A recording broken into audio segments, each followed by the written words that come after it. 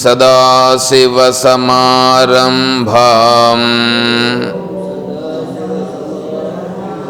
శంకరాచార్యమధ్యమాం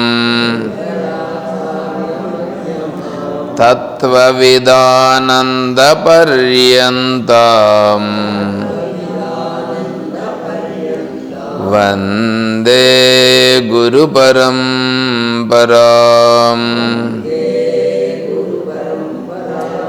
ఓం శ్రీ గురుభ్యో నమః.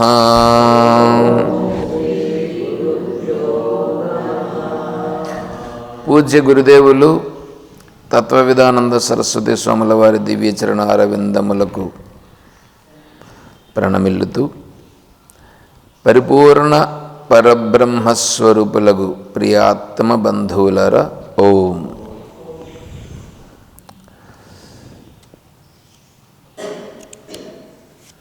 ప్రశ్నోత్తరిలో మనం 16వ శ్లోకంలో ఉన్నాం.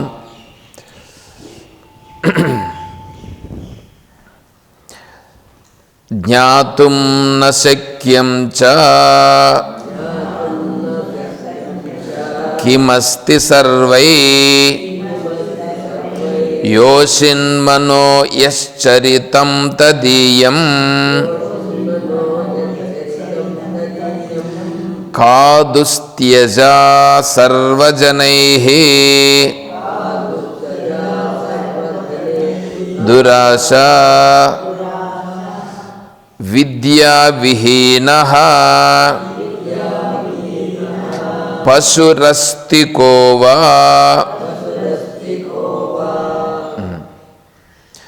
ఇందులో ఉన్నటువంటి 3 ప్రశ్నలు. జ్ఞాతుం న శక్యం చ కిమస్తి సర్వైః.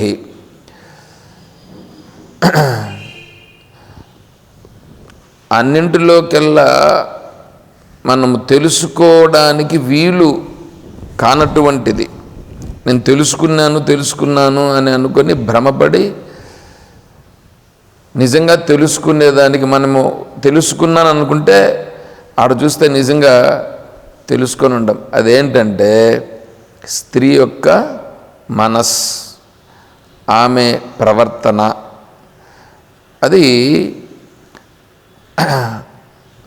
తత్వ మార్గంలో ప్రయాణం చేసే వాళ్ళ గురించి చెప్పట్లా, ప్రాపంచిక మార్గంలో ఉన్నటువంటి ఈ స్త్రీకి సంబంధించినటువంటి విషయాన్ని అక్కడ చెప్పారు. తర్వాత సర్వజనైః త్యజ కాదుస్త్యజ, అందరూ విడవదగినది. ఎప్పుడు విడవలసిందేది అని అంటే దురాశ. అది చెప్పుకున్నాం మనం. దురాశ విడిచిపెట్టుట అంటే ఆశ, దురాశ మన నుంచి పోవాలంటే దురాశ పోదు.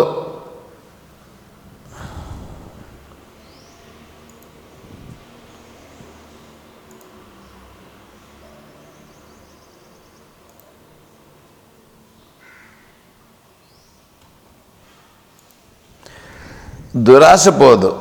దురాశ పోవాలంటే ఆ దురాశ అనేటువంటిది నాకు అడ్డంకి.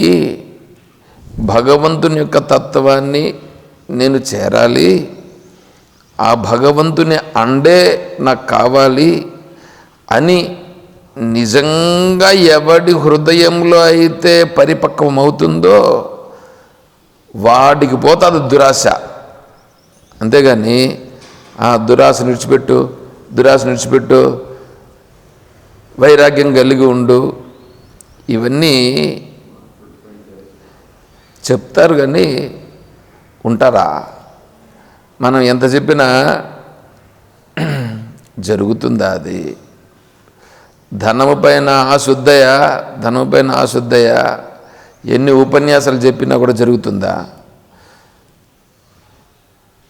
అది జరగదు. వాడంతట వాడికి రావాలంటే వాడికి భగవంతుని గురించి తెలిస్తే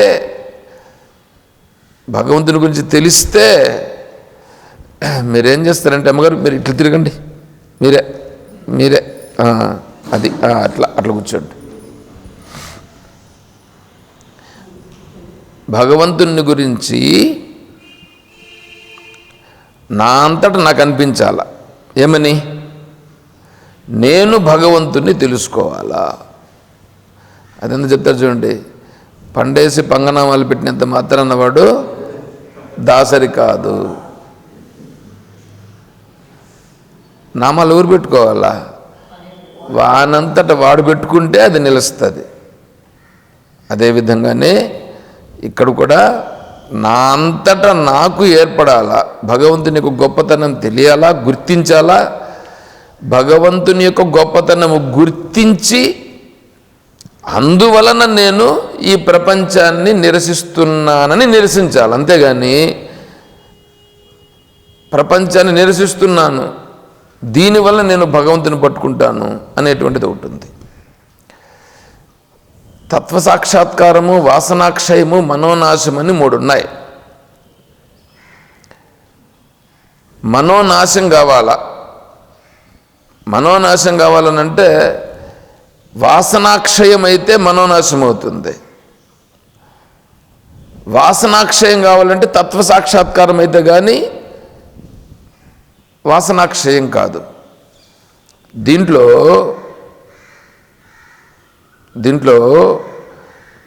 3 విధానాల్లో నేను చెప్తున్నానండి. నేను ఎట్లా పోయి ఏమో చెప్పాలనుకుని మళ్ళీ వీటికి వచ్చి ఈ రూట్లో వచ్చింది. ఈ మనోనాశం అనేటువంటి దాన్ని కొంతమంది చేస్తారు.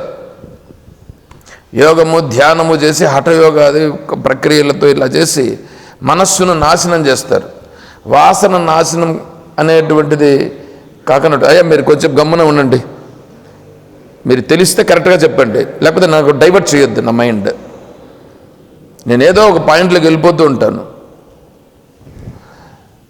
అప్పుడేమవుతుందంటే వీడికి తత్వసాక్షాత్కారం కలగల, వాసనాక్షయం అనేటువంటిది కలగల, మనస్సు మాత్రం నిర్వీర్యమైపోతుంది. అప్పుడు కూడా వీడికి ఎట్లుంటుందంటే వీడికి మోక్షాన్ని పొందినంత ఫీల్ కలుగుతుంది వీడికి.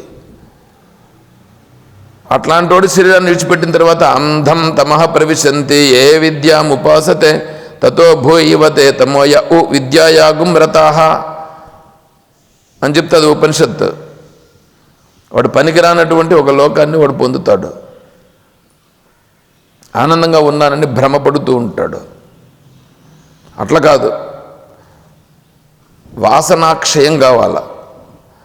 వాసనాక్షయం కొంతమందికి ఏం చేసుకుంటాడంటే వాసనలను పెంచుకోకుండా దాన్ని మాత్రం దూరం పెడతా వస్తాడు. మనస్సు నాశనం కాదు, తత్వసాక్షాత్కారం కాదు. అంటే వాసనలను దూరంగా పెట్టుట అంటే వాసనలు దూరంగా పెట్టినంటే ఏ విషయాన్ని దగ్గరికి పోడు. ఏమంటే పోతే అది నన్ను లోపరుచుకుంటుంది కాబట్టి నేను పోనని చెప్పి భయపడి కొంచెం దాని నుంచి దూరంగా ఉంటాడు, దాన్ని పెంచుకోడు.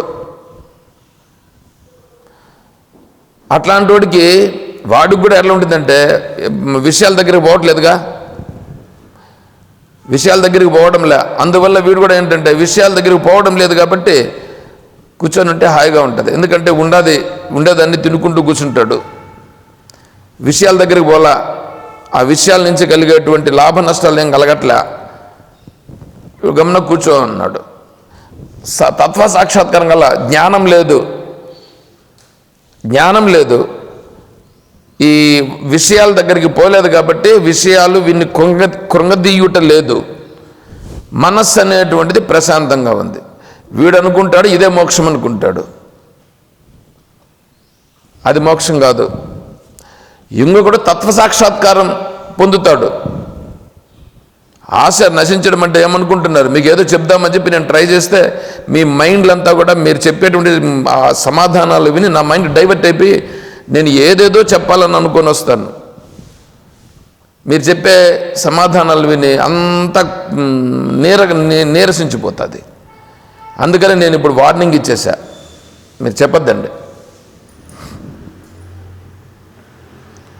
ఈ తత్వ సాక్షాత్కారం కలుగుతుంది ఒకనికి, ప్రయత్నం చేసి వేదాంత అధ్యయనం చేస్తాడు, వేదాంత శాస్త్రాల్లో దిట్ట, వాడిని మాట్లాడేటువంటి వాడే లేడు, వాడంత గొప్ప పండితుడు. వాడు అనుకుంటాడు నేను మోక్షమును పొందిన, ఎందుకంటే బ్రహ్మ తత్వాన్ని చెప్పగలిగే సామర్థ్యం ఉంటుంది వాడికి. వాసనలు పోయినాయా, మనస్సు నాశనమైందా? లేదు. కానీ పాండిత్యం మాత్రం చాలా బ్రహ్మాండంగా ఉంది, తత్వసాక్షాత్కారం అయితే ఉంది. వాసనలు పోలా, మనస్సు నాశనం కాల. ఆశ ఆడిపోతుంది, పోదు. ఏమనుకుంటున్నారు ఆశ అంటే?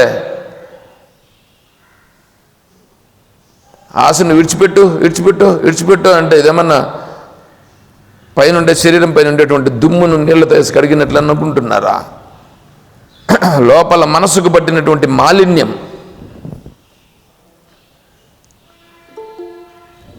అది పోవాలంటే తత్వసాక్షాత్కారము, వాసనాక్షయము, మనోనాశం అనే మూడింటిని ప్రయోగించాల. మూడు చేరల్లా. అంటే వేదాంత విచారణ రావాల, వాసనాక్షయము కావాలని చెప్పి వీడు ప్రయత్నం చేయాల, మనస్సును నిగ్రహించాల. ఇవి మూడు ఏకకాలంలో జరుగుతూ వస్తే అప్పుడు అది బిల్డప్ అవుతుంది. అప్పుడు ఆశ అనేటువంటిది తగ్గుతుంది. అంతేగాని ఆశ పోవాలంటే ఇదేమన్నా మన ఇంట్లో వేసుకుంటే దోశ అనుకుంటున్నారా?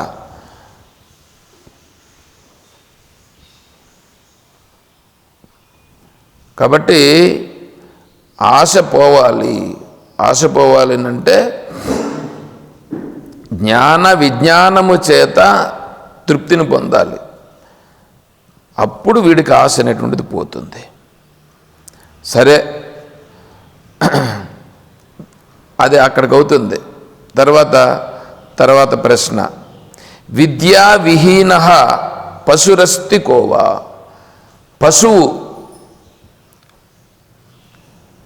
పశువు ఎవడు? రెండు కాళ్ళ పశువు ఎవడు అనంటే విద్యా విహీన. విద్య లేనటువంటి వాడు. విద్య లేనటువంటి వాడు. అయ్యా మీరు ఎవ్వరు కానీ మాట్లాడొద్దండి, నేను ఒక రూట్లో పోతున్నాను, మీకుండే మైండ్లో ఉండేటివన్నింటినీ నా నెత్తిని పెట్టద్దు. మీకోసం నేను ట్రై చేస్తాను, బాగానే ఉంది. కానీ మీ మైండ్లో ఉండేదానికోసమని నేను వచ్చేస్తాను. నా మైండ్లో ఉండేదాన్ని మీరు గ్రహించే ప్రయత్నం చేయండి. మీ మైండ్లో ఉండేదాన్ని ఎత్తుకొని వచ్చి నా మైండ్లో పెట్టేదానికి ప్రయత్నం చేయొద్దండి. ఎందుకంటే మీకు తెలిసినటువంటిదంతా లౌక వ్యవహారాల గురించి మీకు తెలుసు. నేను కాదని నేను చెప్పట్లా. లోక వ్యవహారంలో మీరు నిష్ణాతులు కావచ్చు, పండితులు కావచ్చు. మీ మనస్సును మీరు నిగ్రహం చేసుకునే దాంట్లో మీరు ఏ కోశాన మీరు పనికిరానటువంటి వాళ్ళు. నేను ఇట్లాగే చెప్పాల్సి ఉంటుంది. ఇట్లా చెప్పితే కానీ మీరు అర్థం చేసుకోరనే దృష్టితోనే నేను చెప్పాలి. ఎందుకంటే మీ మనస్సును మీరు నిగ్రహించాలని మీరు అనుకోవట్లేదు. విద్యా విహీన పశురస్తి. పశువు ఎవరు అనంటే పశువుకి జ్ఞానం ఉండదు. జ్ఞానం ఉంటుంది కానీ ఏ జ్ఞానం ఉంటుంది? తన సంతానము, తన పొట్ట, తను తినడం, అంతవరకే ఉంటుంది దానికి. చూడండి, బిడ్డలను కంటదే.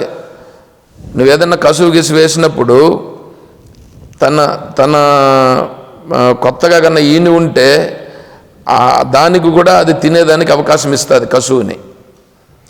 అదే కొంచెం పెద్ద అవుతూ వచ్చిందని అనుకోండి, ఇప్పుడు కసువు వేస్తే అది తినేదానికి వస్తే పొడుస్తుంది, పొడిచి తరిమేస్తుంది. ఎందుకు? దీని పొట్ట కోసం చూసుకుంటుంది కానీ దాని పొట్టను గురించి చూడదు ఇప్పుడు. అది పశువు. మేము అట్లా చేయట్లేదండి, మా కొడుకుల కోసం, మా దీనికోసం మేమంతా చేస్తున్నాము అని మీరు అనవచ్చు. మోహంతో చేస్తున్నారు కానీ ప్రేమతో చేయటలేదు. అది మోహం, ప్రేమ కాదు. అది మోహము, ప్రేమ కాదు. మోహం పోవాలంటే విద్య రావల్ల. మోహము ఏది పోగొడుతుందో అది విద్య.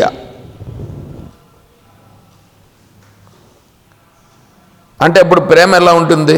మోహపు ప్రేమకు విద్యా ప్రేమకు తేడా ఏమిటి అని అంటే, మోహపు ప్రేమ ఒక ఒక సరిహద్దులకు లోబడిపోతుంది. విద్య వలన కలిగే ప్రేమ అపారముగా ఉంటుంది, అపారముగా ఉంటుంది. ఆత్మౌ పమ్యేన సర్వత్ర సమం పశ్యతి యోర్జున సుఖం వా యదివా దుఃఖం సయోగి పరమో మతః. వేరేవాడు ఏదైనా తనకిస్తే ఇది నాకు పనికొస్తుందా పనికిరాదా? ఇప్పుడు దానం చేస్తుంటారు కొంతమంది. దానం చేసేటప్పుడు మన దగ్గర ఏదో యాపిల్ ఏదో ఉంటుంది, వాడిపోతుంది. వాడిపోయిన తర్వాత ఇది వాడిపోయింది, ఇది మనకు పనికిరాదులని ఎవడన్నా ఉంటే వాడికి ఇచ్చేది ఒకటి, తినిపోరాడు. అంటే వాడికి ఎందుకు ఇచ్చినావు? నాకు పనికిరాదు కాబట్టి ఇచ్చినావు. అంటే నాకు పనికిరానిది వాడికి పనికొస్తుందా? నాకు పనికిరానిది వాడికి పనికిరాదని చెప్పి ఇవ్వకూడదు. నాకు పనికొచ్చేదే వాడికి కూడా పనికొస్తుంది అనే దృష్టితో ఇవ్వాలి వాడికి ఇచ్చేటప్పుడు. అట్లుంటే అది ప్రేమ. తర్వాత నాకు ఏదైనా జరిగితే నేను దుఃఖపడుతాను కదా, నేను దుఃఖపడేటువంటిది నేను ఇతరులకి చేయకూడదు. అది ప్రేమ. ఈ ప్రేమ ఉందా? నీ కొడుకులపైన, నీ కూతుర్లపైన, నీ మనవాళ్ళపైన ఇట్లాంటిది ఉందా అంటే, నీ కొడుకులు కూతుర్లు ఇట్లాంటి వాళ్ళపైన నీకుండేటువంటి ప్రేమ ఏంటంటే, వీడు బాగుండల్లా, వేరే వాడు ఎవడన్నా వాడితో నా గురించి పనిలా, వీడు బాగుండల్లా, వాడేమైపోతే అంటే. ఇది ప్రేమ కాదు, మోహము. ఇది మోహం. ఇది పోవాలంటే ఈ ఈశ్వరీయ జ్ఞానం రావాల. ఈశ్వరీయ జ్ఞానము, ఈశ్వరీయ జ్ఞానం అంటే ఈశ్వరునికి సంబంధించిన వివేకం రావాల. ఆ వివేకము వేదాంత విచారణతో వస్తుంది. వేదాంత విచారణ చేస్తే వస్తుంది. మనకొక సామెత ఒకటి ఉంది, ఇప్పుడేమో విద్య లేనివాడు వింత పశువు, బాగానే ఉంది. ఇంకొక సామెత చెప్తా, చదువుకున్నాను కంటే సాకలోడు మేలు. ఎందుకు?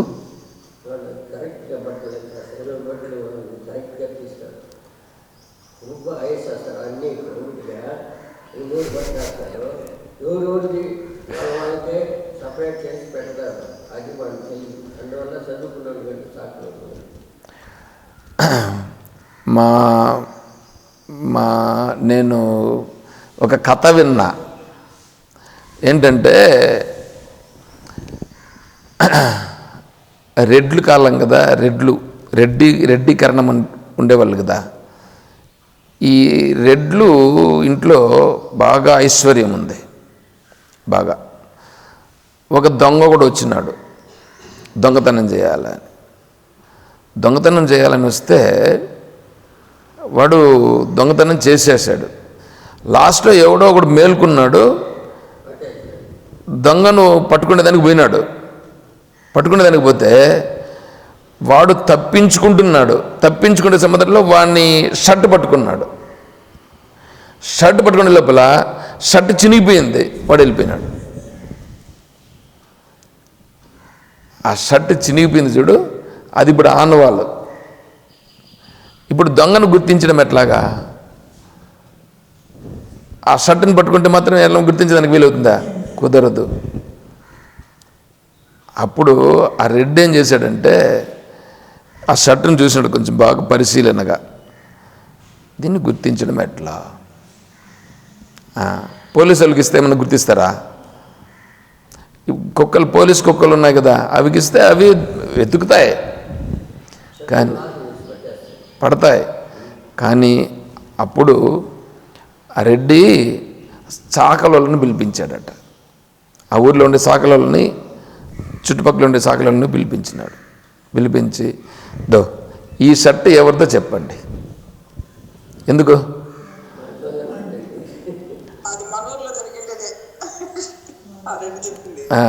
జరిగింది, మా ఊర్లో జరిగిండేదట. ఆ షర్ట్కి ఏం చేస్తారు తెలిసిన, వాళ్ళు గుర్తు పెడతారు, ఇది పలానా వాళ్ళది, పలానా వాళ్ళ షర్ట్ అని గుర్తు పెట్టేదానికి గుర్తు పెడతారు. ఆ గుర్తు ఎవరిది అనేది వాళ్ళకి తెలుస్తుంది. దీంట్లో ఈ సాగల వాళ్ళు ఏం చేశారంటే అంతా చూసి మేము పెట్టిన కాదు ఒకడు మాత్రం చూసి ఇది పలానా వన్ షర్ట్ అన్నాడు, వన్ బట్టరా బై, వన్ బట్టకురా, వాడే దొంగ. చూసారా? ఇప్పుడు చదువుకున్నాడు మేళ సాగలోడు మేళ పట్టేసాడు లేదా? ఆ దృష్టితో చెప్పింది అది సాగలోడు మేలు అని. అది ఇక్కడ పట్టేదానికి పనికొచ్చిందే కానీ ఈ ఆత్మస్వరూపం దగ్గరికి పోయేటువంటి ఈ ఆత్మతత్వాన్ని చూపించేదానికి పనికొస్తుంది అది పనికిరాదు. ఆత్మతత్వము, ఆత్మ ప్రేమ, నిజమైన ప్రేమ పొందాలనంటే వివేకం కావాలి. ఏమండి, మీకు ఒకటి చెప్తాను. మీకు శరీరం ఉందిగా, మనస్సు ఉందిగా. మీ శరీరం మీ తల్లిదండ్రులకు జన్మించినారుగా. మీ తల్లిదండ్రుల ద్వారా జన్మించినటువంటి ఈ శరీరం ఉందే, ఈ శరీరము తల్లి తండ్రికి సంబంధించిన జీన్స్ నుంచి వచ్చింది. మీ మనస్సు ఉందే, మీ మనస్సు వీళ్ళకి సంబంధం లేదు. మీ మనస్సు మీకు సంబంధించింది కాదు. ఈ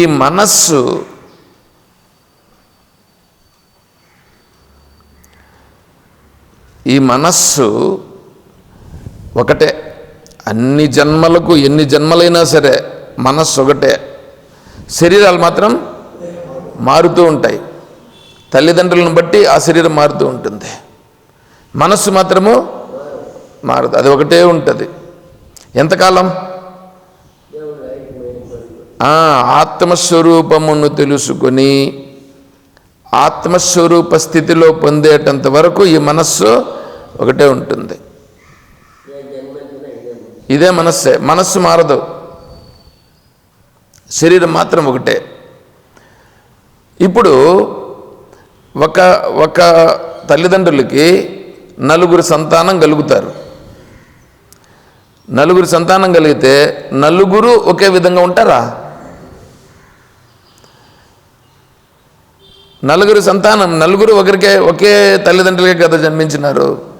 అయితే నలుగురు యొక్క భావాలు వేరువేరుగా ఉంటాయి. కారణం ఏంటంటే శరీరాలు తల్లిదో తండ్రిదో లేదా వాళ్ళ మేనమామదో ఇంకొకరిదో ఎవరిదో వస్తుంది, ఆ జీన్స్. కానీ ఈ మనస్సు మాత్రము వాళ్ళకు సంబంధించినది కాదు, వాడి కర్మకు సంబంధించి వచ్చింది. ఒకడు బాగా చదువుకుంటాడు, పండితుడవుతాడు, కానీ లోక వ్యవహారాల్లో తగ్గదు. బాగా చదువుకున్నాడు కానీ లోకంలో ఉండే పైన ఆసక్తి తగ్గదు. ఇంకొకడు చదువుకునేది అంత పెద్దగా ఏం చదవలా, కానీ ప్రేమ, కరుణ, దయ వీళ్ళందరినీ కొంచెం స్మూత్గా మాట్లాడడం ఇవి ఉంటాయి. ఇంకొకరికి ఏమిరంటే ఎంతసేపు అయినా డబ్బులు సంపాదించడమే, వేరేవంతా నాకు పనే లేదంటాడు. ఇప్పుడు ఇంకోటి ఏమిటంటే వాడిని కొట్టైనా సరే వీడు ఉండాలని అనుకుంటాడు. ఇప్పుడు శరీరాలేమో నలుగురు ఒకరి నుంచి వచ్చినాయి, కానీ భావాలు వేరు వచ్చినాయి. కారణం వాడి కర్మ సంస్కారం అనుసరించి వాడి మనస్సు ఉంది చూడు, ఆ మనస్సు అనేక జన్మల నుంచి అది అట్లాగే వస్తుంది. వాడు చేసుకునే సంస్కారాలను అనుసరించి వచ్చింది. చూడండి, ఇప్పుడు ఈ జన్మలో వీడు చదువుకున్నాడు కదా, చదువుకున్నంత మాత్రం వీడికి దయ, కరుణ వచ్చిందా? రాలా. ఇంకొకటి చదువుకోకపోయినంత మాత్రాన దయ, కరుణ, ప్రేమ ఇది ఉందా లేదా? ఉంది. మరి వీడికి ఎందుకు వచ్చినట్లు? అప్పుడు ఇక్కడ ఏమంటున్నారు, విద్యావిహీన పశువు ఎవరు అంటే విద్య లేనివాడు అని అంటున్నారు. ఇప్పుడు వీళ్ళలో విద్య లేనివాడు ఎవరు? వాడు చదువుకొని ఉన్నాడు, వీడు చదువుకోలేదే. చూడండి, డైరెక్ట్గా మనం ఆన్సర్ చెప్తే చదువుకోని వాడు పశువునంటే అట్లా కాదు.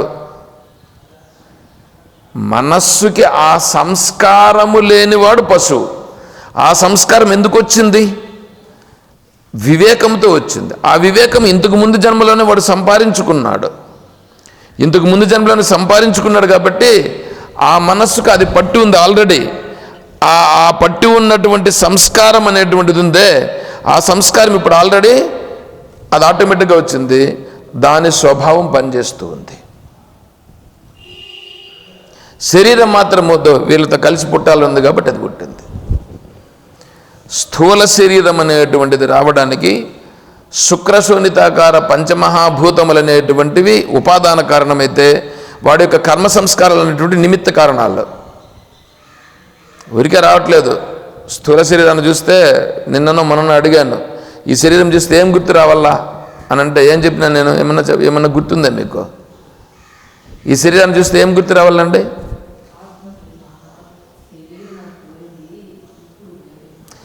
శరీరాన్ని చూస్తే ఏమి గుర్తు రావాలి? నిన్ననో లేదా మొన్ననో చెప్పిన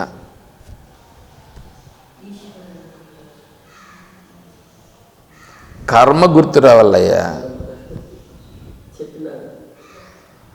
ఈ శరీరము కర్మ, దీన్ని చూస్తే కర్మ.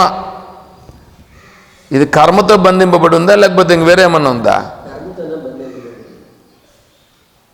మీరే అడిగితే మీకే చెప్పిన కదా.